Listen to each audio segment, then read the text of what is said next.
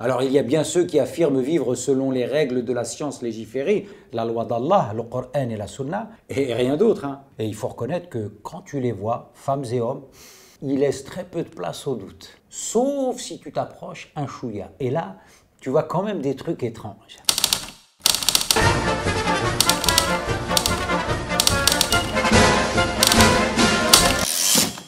Assalamu alaikum.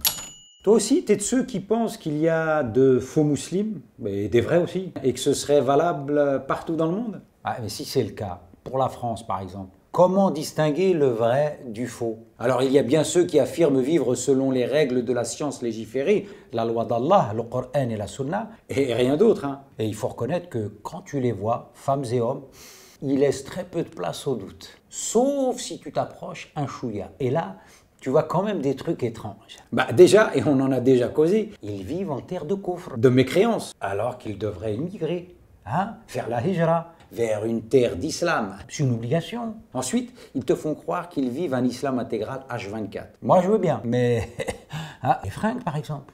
C'est pas du made in musulmanie, c'est du China ou du Taïwan, qu'ils te font passer pour du libès shara'i, du vêtement légiféré. Or, si je ne m'abuse, ce ne sont pas là des terres d'islam. Que dire des sous-vêtements? Pas certain qu'il existe du sliba ou du soutif islamique. À partir de là, tu peux enchaîner sur le savon, le shampoing, les lotions, les produits ménagers et la bouffe. La bouffe. Ça prétend manger halal sous prétexte que ça achète son beefsteak et ses merguez à la boucherie islamique du coin. Mais tout le reste, c'est produit par qui et comment? Le pain, les pâtes, les sauces, l'huile. Ce sont des mains non musulmanes qui ont fabriqué tout ça. Et quand tu es malade, pourquoi tu te contentes pas de Tibb al-Nabawi, de la médecine prophétique? J'ai toujours pas vu, à l'instar des boucheries, des pharmacies halal. Et à l'hosto, quand il va pour toi, ta femme, ton mari, tes gosses, il y a une mixité de ouf là-dedans. Les infirmières pour les frères, c'est comment?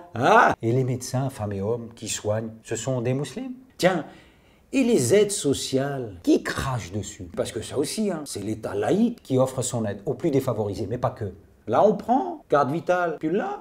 Les APL, tu les touches. Et le RSA, tutti quanti, tu prends. Ça n'apporte rien d'islamique, ça non plus. C'est un logement islamique dans lequel tu crèches. Et les transports? Pas vu de chameau en France. Ta bagnole, elle est halal. Et administrativement, quelle est ta situation? Ton passeport et ta carte d'identité, islamique aussi. Et tes sous, ta thune, ton pèse, c'est de la monnaie islamique? Au chaud dans un compte d'une banque islamique? Et toute la technologie que tu utilises, ordi et téléphone portable, les applications dont tu te sers et les sites islamiques, que tu consultes, tu les consultes bien sur Google, Apple, Facebook et compagnie. Des plateformes islamiques? Je pourrais continuer encore longtemps comme ça. Que reste-t-il donc d'islamique à ces soi-disant vrais musulmans? Le culte. Mais même le culte. Combien de ces vrais musulmans apprennent leur religion en français? Une langue de mécréants. Ils prient dans des mosquées construites de A à Z avec des matériaux et des machines de mécréants. La sono avec laquelle prêche l'imam, la salle d'ablution et l'eau avec lesquelles ils font leurs ablutions et le tapis sur lequel ils posent leur front ne sont pas plus islamiques, etc., etc., etc.